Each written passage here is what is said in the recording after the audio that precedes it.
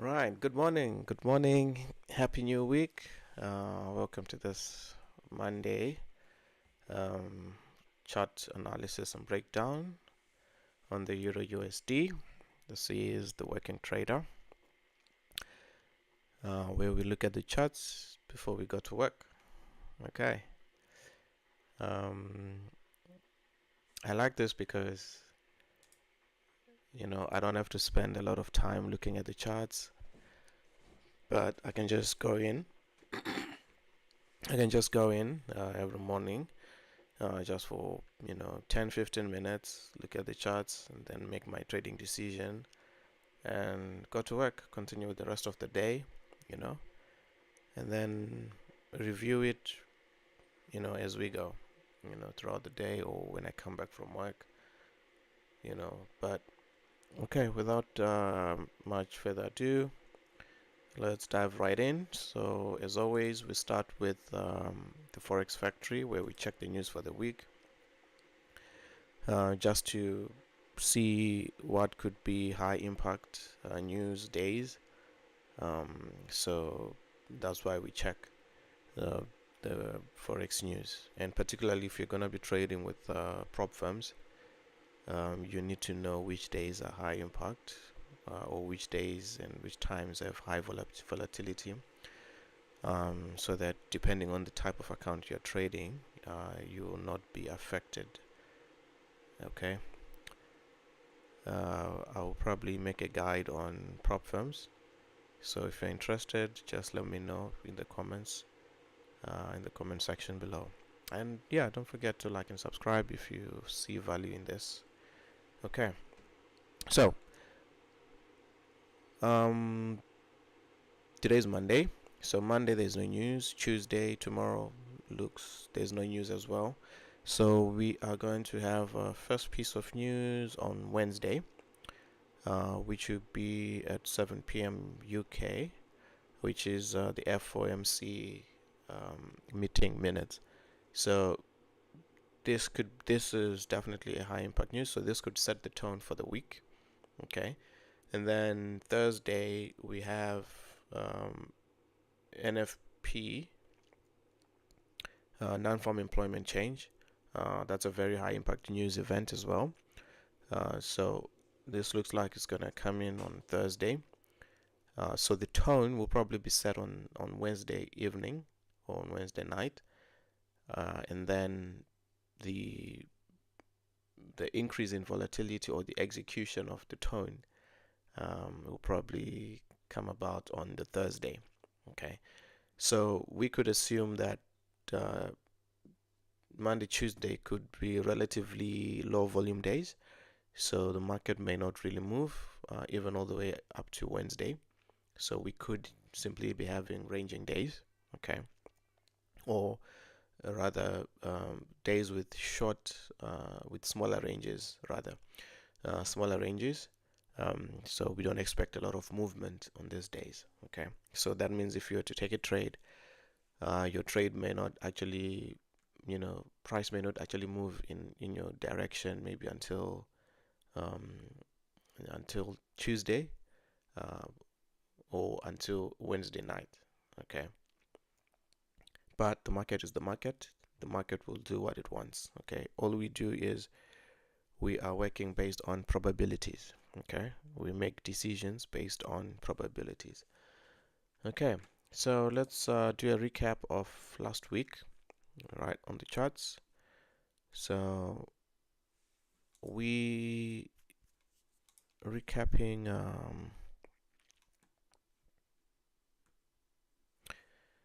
that's Friday. So I'll start on the 1 hour.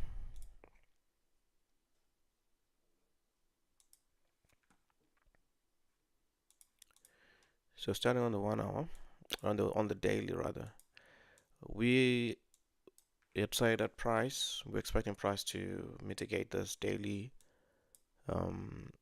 supply, which it did. Okay, so price mitigated this daily supply, and from then on, because it was a Friday as well, we were saying that price would likely pull back since it has had a strong run for days, and we had this 4-hour supply, 4-hour demand, where I was saying that it's not high probability, it's more likely going to be run over. And as we can see today, that has happened. On the 1 hour, if you would have decided to take a trade on this 1 hour POI that's nested, yes, it had sort of the conditions that we need in order for the trade to be valid. So it would have worked for a while, but it would have not reached TP. Okay, it would have not reached TP. So that means you would have had to close the trade early, or you would have left it and then eventually you would have suffered a loss. Okay, so that was the trade recap for Friday price action. So we didn't trust this POI, and we said the best option would be to wait for price to develop, and then we can make trading decisions after that. So that meant, waiting for this week that we are now in. Okay, so let's start again on the daily. Let's look at the structures. So let's see what's going on. So the bigger picture is swing trend on the daily is bullish. Okay, swing trend on the daily is bullish, and then we had an internal trend where it was bearish. So we said it turned bearish in order to facilitate the swing pullback. Okay, so we have this bearish trend because we're facilitating the daily swing pullback. But now on this pullback, okay, on this pullback leg, this was our range. Okay, and in that range we are still bearish. So we've now mitigated this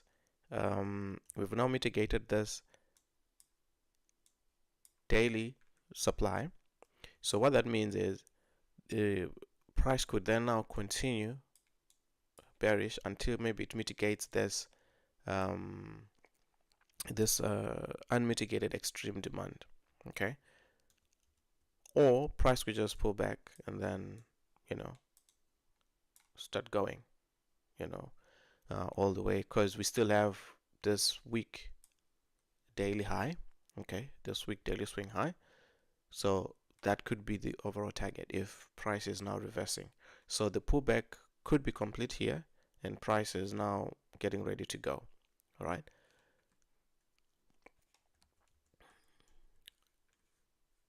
So if we look at the 4-hour, so on the 4-hour, our structure has not changed really. So we are still bearish. Okay, we are still bearish on the 4-hour.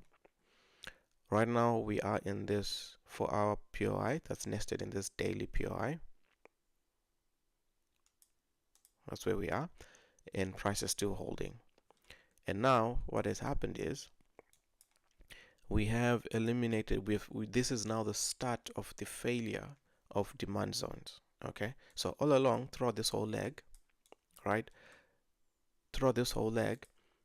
demand zones were being respected and holding, and then up until here this demand zone has failed. Okay, so now we start to see demand zones failing, so we're no longer interested with that one. So now we have supply. Now we have supply created.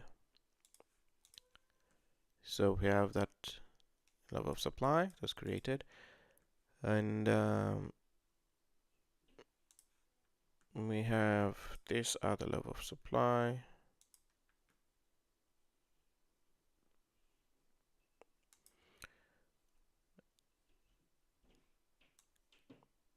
Okay, we have that other level of supply, which I mean would say it's already been mitigated, and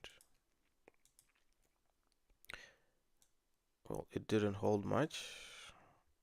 If we cover it towards the back, so we have supply, step in, and then push price, and then price came back, mitigated it, swept these highs, and then now we've continued lower. Okay, and then this is the next available supply.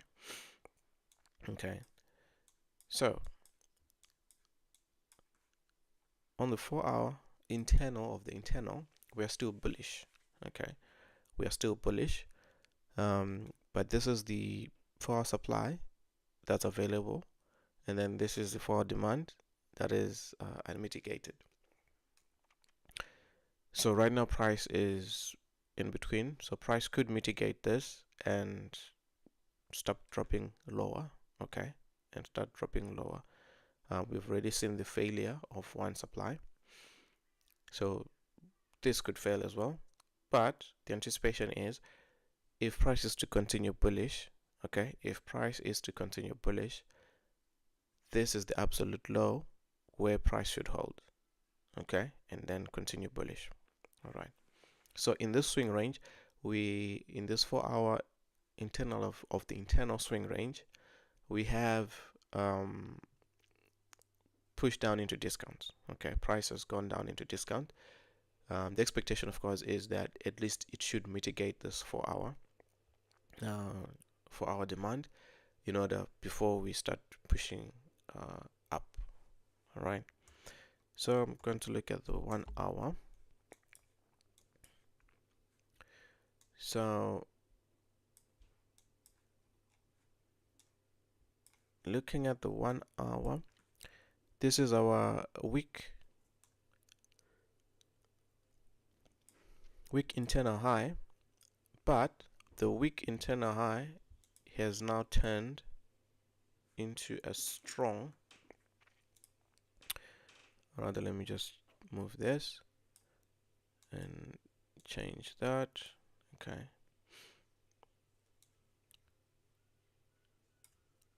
so as it stands,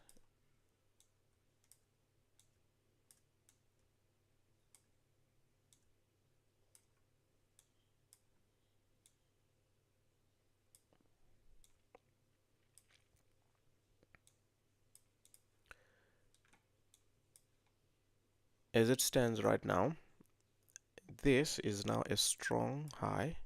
Why? Because it did its job. It eliminated, right? It eliminated a strong low. Okay, and we took out demand. Okay, so we can get rid of that. Okay, so this is what we have at the moment. That's what we have at the moment. So now we can get rid of that. Okay, so on the 1-hour, which POIs do we have that are nested? So we have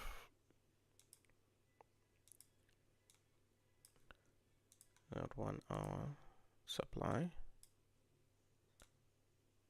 Go to that 1-hour supply, and then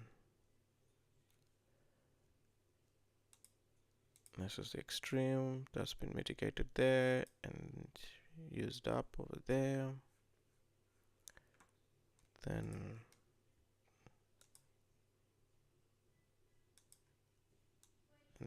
this becomes the extreme that's unmitigated. Okay, that's the extreme that is unmitigated. So daily has mitigated the 4-hour. Daily has mitigated the this daily supply. Okay, and price is starting to push back. 4-hour is still bullish.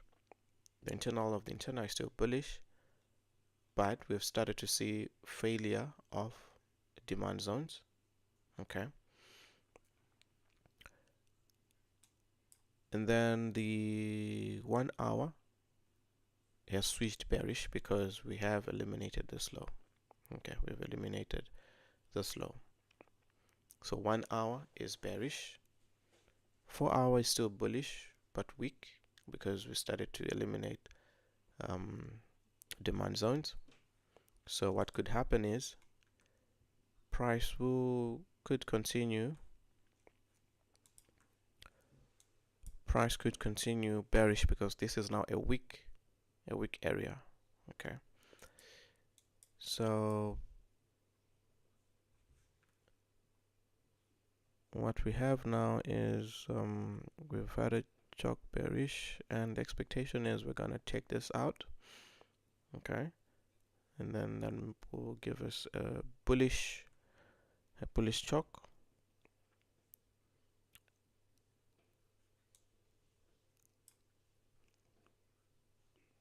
That will give us a bullish chalk. So at present we do not have a really clear bias. We really do not have a very clear bias. Obviously you could take risk entries. So the risk entries would be, if you take sales, you might want to lean on the extreme one. Okay, so that's 20, just make it 22, then you're targeting 2.2. We should be somewhere there. Okay, this would be the extreme to lean on. Okay, and then this one would probably have to wait and see how price develops, because ideally we would want price to come up, come down, right?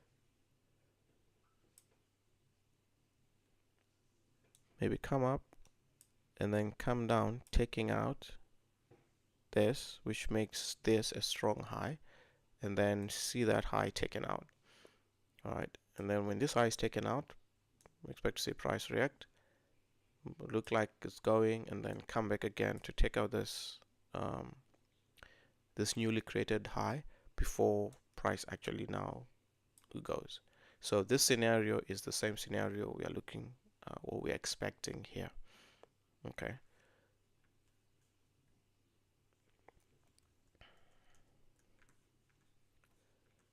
so we'll be expecting a double inducement. So that should happen here. Okay, if that doesn't happen before price mitigates that, then we won't be really looking to take a trade there. The risk entry, you could just set it up there. Okay, or if price doesn't manage to reach that and then it just continues to melt down, because we are still bullish. Okay, because we are still bullish, so whilst the 4 hour, this 4 hour was mitigated here, we do expect a deeper mitigation. Okay, so price could run over this one and then mitigate this to then give a reaction. And if the 4 hour is to continue bullish, so remember this is the extreme demand in this 4 hour leg. Okay, so that demand that I drew, it's somewhere here. Okay, let's see if I can make it visible.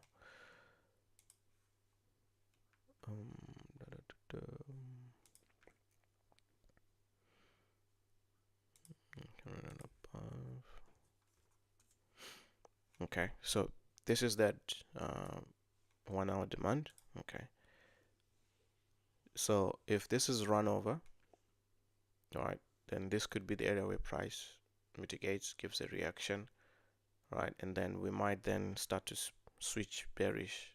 Okay, and then continue until we target this week internal low. Right, but as it stands,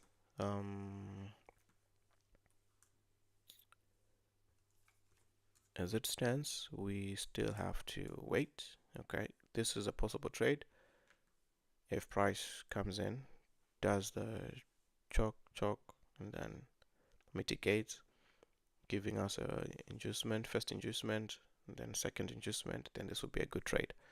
Okay, to target this week internal low.